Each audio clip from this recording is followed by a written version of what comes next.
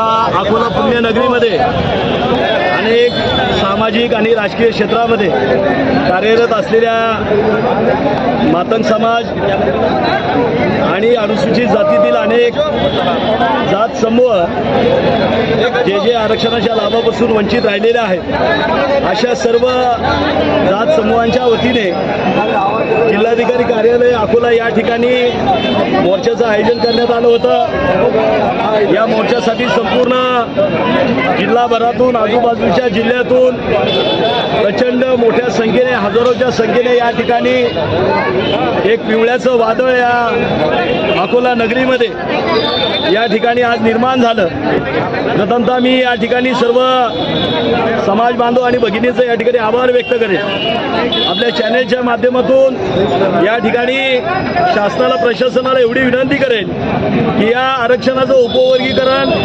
आता जवळजवळ याला 2 वर्ष पूर्ण होत आहेत। 23 महिन्याचा कालावधी लोटलेला आहे आणि आज या ठिकाणी या देशातील जवळजवळ अर्धा डझन राज्यामध्ये या निर्णयाची अंमलबजावणी किंवा याची कारवाई सुरू आहे।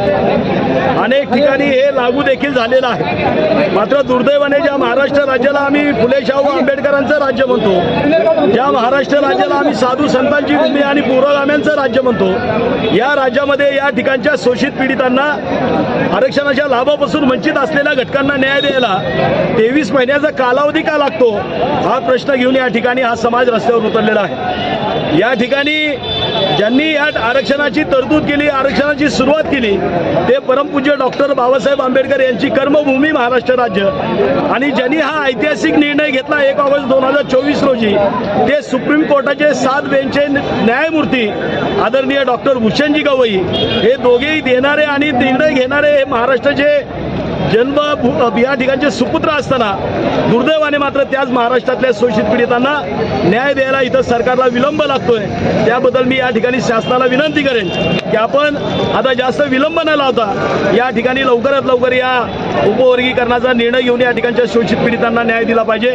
त्याचबरोबर या ठिकाणी जे आमचे बांधव आहेत, 59 बांधव, या सर्वांना या ठिकाणी मी विनंती करेन की बाबांनो, हा वादविवाद लावण्याचा किंवा फूट पाडण्याचा हा विषय नाही, तर या ठिकाणी आपली जी फूट आहे ती एकत्रित करण्याचा, एकजूट करण्याचा हा प्रयत्न आहे। या ठिकाणी प्रत्येकाला ज्याचा त्याचा वाटा मिळाला, कारण या ठिकाणी मातंग समाज आणि इतर जो वंचित समूह आहे या ठिकाणी मागणी मागत असताना, आपला वाटा मागत असताना इतर कुणाचाही तोटा होणार नाही, याबद्दल देखील या ठिकाणी तो खबरदारी घेतोय। निश्चित या ठिकाणी आपण या मागणीकडे सर्वांनी, अनुसूचित जातीच्या घटकांनी, या सर्वांनी एकत्रित येऊन